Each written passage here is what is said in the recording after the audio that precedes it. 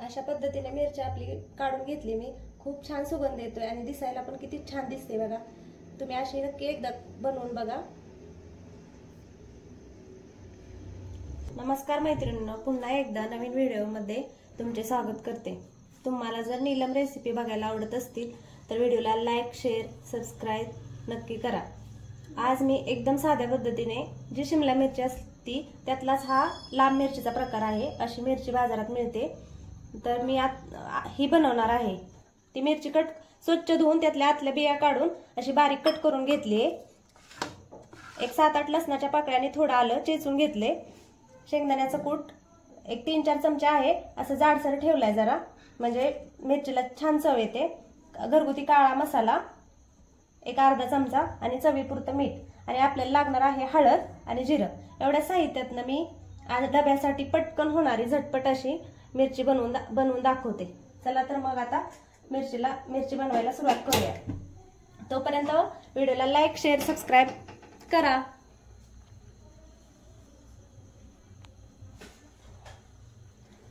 मिरची बनवण्यासाठी गॅसवरती कढई ठेवली। कढईमध्ये तेल घालते। एक 1.5 चमचा तेल घातले कढईमध्ये। तेल चांगलं गरम होऊन देऊ।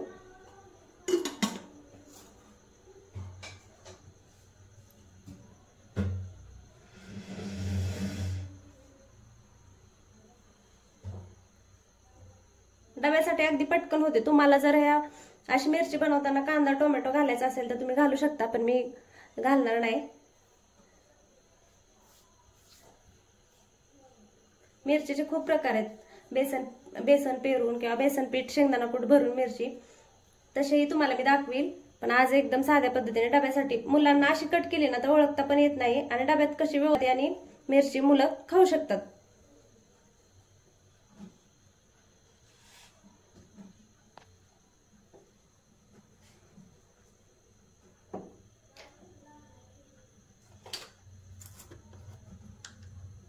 खूप साध्या पद्धतीने मी रेसिपी दाखवत असते, तुम्ही एकदा नक्की ट्राय करून बघा।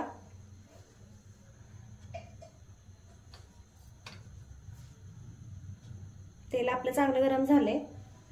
थोडेसे जिरे घालू, एक अर्धा चमचा, अर्ध्या चमच्याला कमी एक छोटा चमचा असतो ती।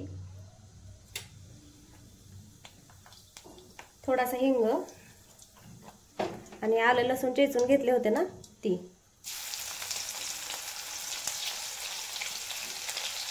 चांगला तांबूस रंगावरती कलर येऊन दे ह्याला। लसूण चांगला भाजून घेऊ।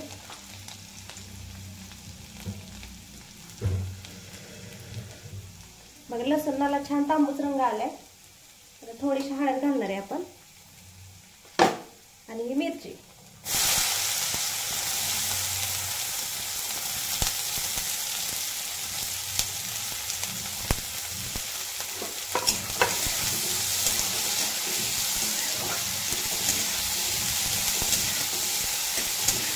खूप छान लागते, तुम्ही अशा पद्धतीने एकदा नक्की बनवून बघा।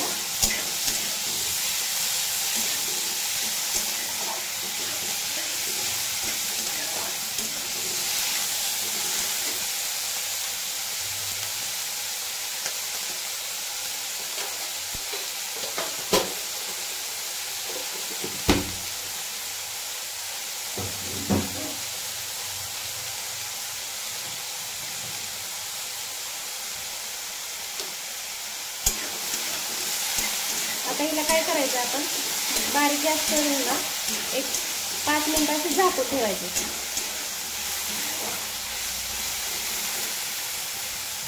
5 मिनिटांसाठी झाकून ठेव। एक 5 मिनिटं झालेत। आपण आता झाकण काढून मिरची हलवून घेऊ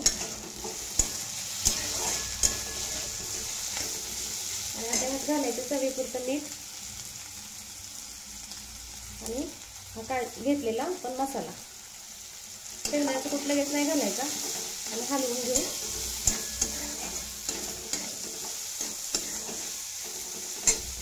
आणि पाण्याचा शिंतोडा द्यायचा थोडासा।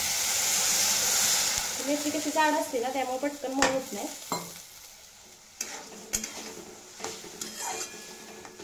आणि पुन्हा 1-2 मिनिटं झाकण ठेवून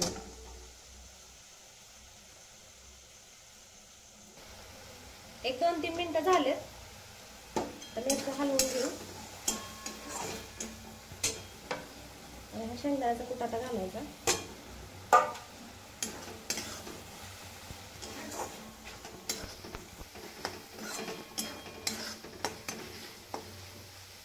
एक 2 मिनिटं पुन्हा गॅसवरती न झाकण ठेवता अशी ठेवायची. मिरची आपली पूर्ण तयार झाली. तर शेंगदाण्याचा कूट असा घातला ना भाजीला खूप छान चव येते. तुम्ही एकदा नक्की करून बघा.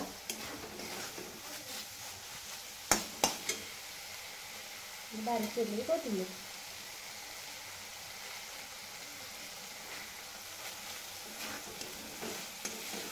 काय मस्त दिसते बघा आपली मिरची बनवून तयार आहे. भाताबरोबर चपाती बरोबर खूप छान लागते. तुम्ही एकदा नक्की अशी करून बघा. अंदाजे या पावशेर मिरच्या होत्या. मला तर जास्त प्रमाणात बनवायचे असेल तरी तुम्ही फक्त सामान वाढवायचं जास्त प्रमाणात.